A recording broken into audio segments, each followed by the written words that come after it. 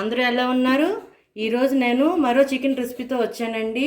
ఈరోజు నేను చేస్తుంది కామారెడ్డి కోడి కూర. దీనికి కావాల్సింది చికెన్ 1 కేజీ, కొత్తిమీర ఒక హాఫ్ కట్ట దాకా తీసుకొని వాటర్లో నానబెట్టుకున్నాను. చికెన్ శుభ్రంగా కడిగి పక్కన పెట్టేసుకున్నాను. ఇది పేస్ట్ కండి. కరివేపాకు ఒక గుప్పెడు, జీడిపప్పు ఒక గుప్పెడు, ఎండుమిర్చి 6 నుంచి 7 నా కారం తగ్గట్టు, పచ్చి కొబ్బరి ముక్కలు 6 నుంచి 7 ముక్కలు, ధనియాలు 1 టేబుల్ స్పూన్, షాయి జీరా 1/2 టేబుల్ స్పూన్.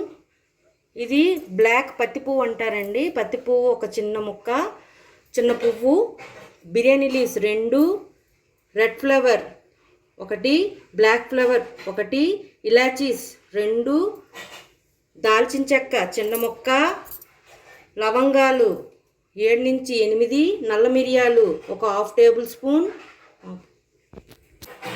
బ్లాక్ మరాఠీ మొగ్గ 1, జాజికాయ చిన్న ముక్క. ఇవన్నీ కలిపి మనం గ్రైండ్ చేసి వేపుకొని, ఆయిల్ వేసుకొని వేపుకొని ఇవన్నీ స్మూత్ పేస్ట్గా గ్రైండ్ చేసి పక్కన పెట్టేసుకోవాలి. అల్లం వెల్లుల్లి పేస్ట్ 1 టేబుల్ స్పూన్. ఇది తాలింపులో వేయించుకోవడానికండి. ఇలాచీస్ 3, దాల్చిన చెక్క చిన్న ముక్క, లవంగాలు 3 నుంచి 4, షాహీ జీరా, పచ్చిమిరపకాయలు 3 నుంచి 4, ఉల్లిపాయ 2 మీడియం సైజ్ తీసుకున్నాను. ఇలా కట్ చేసుకున్నాను. దానిలో వేసుకునే మసాలా అండి ఇది. ధనియా పౌడర్ 1 టేబుల్ స్పూన్, కారం 1/2 table spoon, garam masala 1/2 table spoon, పసుపు 1/2 టేబుల్ స్పూన్, ఆయిల్ సరిపడేంత, ఉప్పు తగినంత. ఇప్పుడు ఒక పాన్ తీసుకున్నాను. దాంట్లో 2 టేబుల్ స్పూన్ ఆయిల్ వేసుకొని ధనియాలు, ఇలాచీస్, లవంగాలు, షాహీ జీరా, మరాఠీ మొగ్గ, రెడ్ ఫ్లవర్, బ్లాక్ ఫ్లవర్, జాజికాయ చిన్న ముక్క, జీడిపప్పు, కొబ్బరి ముక్కలు, ఎండుమిర్చి ఇవన్నీ బాగా వేయించుకున్న తర్వాత చల్లారాక మనం దీన్ని గ్రైండ్ చేసి పేస్ట్ లాగా చేసుకోవాలి. నేను ఇంకో చెప్పడం మర్చిపోయానండి. మీ దగ్గర కసూరి మేతి ఉంటే కసూరి మేతి లాస్ట్లో వేసుకోవచ్చు. Kasuri methi, full cream.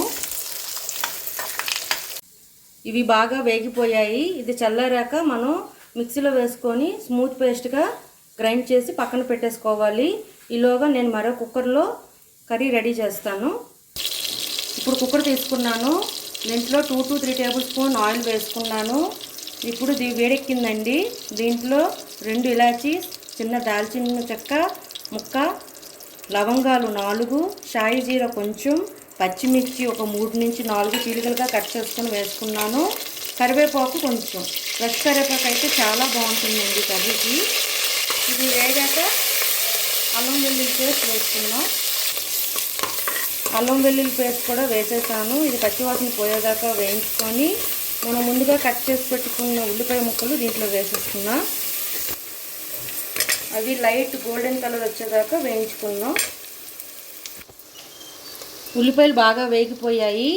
ఇప్పుడు మనం కడిగి పెట్టుకున్న చికెన్ వేసుకున్నాం.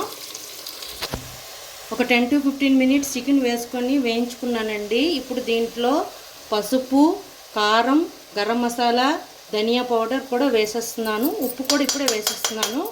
వేసేసి శుభ్రంగా కలుపుకొని ఒక 10 to 15 మినిట్స్ మీడియం ఫ్లేమ్లోనే ఉంచుకుందాం. ఇప్పుడు ఈ మసాలాలో మనం మెత్తగా గ్రైండ్ చేసి పెట్టుకున్న ఈ మసాలా పేస్ట్ వేసేస్తున్నానండి చికెన్లో. కొత్తిమీర కూడా ఇప్పుడే వేసేసి ఉప్పు సరిపోయిందో లేదో చూసుకొని ఒక చిన్న గ్లాస్ వాటర్ యాడ్ చేసుకుంటే వేసుకోవచ్చు. లేకపోతే మీకు థిక్గా కావాలనుకుంటే థిక్గా కూడా ఉంచుకోవచ్చు. దీంట్లోనే కసూరి మేతి, ఫ్రెష్ క్రీమ్ కూడా వేసుకోవచ్చు. ఇలా కుక్కర్లోన ఉడికించుకోవచ్చు, లేదా ఒక 2 విజిల్స్ తీసుకోవచ్చు. ఇప్పుడు దీంట్లో కొత్తిమీర కూడా వేసేస్తున్నానండి. వేసుకొని మీడియం ఫ్లేమ్లో కుక్ చేసుకుందాం. కుక్ అయ్యాక ఇది ఎలా వచ్చిందో మీకు చూపిస్తాను. లాస్ట్కి ఫుల్ క్రీమ్ యాడ్ చేసుకుంటే టేస్ట్ భలే ఉంటుంది. నెయ్యి కూడా వేసుకోవాలండి లాస్ట్లో. కర్రీ బాగా ఉడికిపోయిందండి. గ్యాస్ ఆఫ్ చేసి పక్కన పెట్టేసుకున్నాను. ఇప్పుడు వేడి వేడి అన్నంతో కానీ, వేడి వేడి బిర్యానీతో కానీ, రైస్తో కానీ, రోటీతో కానీ సర్వ్ చేసుకుంటే చాలా బాగుంటుందండి ఈ రామారెడ్డి చికెన్. కామారెడ్డి చికెన్ అండి ఇది. అంతేనండి. మీకు నచ్చినట్లయితే like, share and subscribe it. Bye.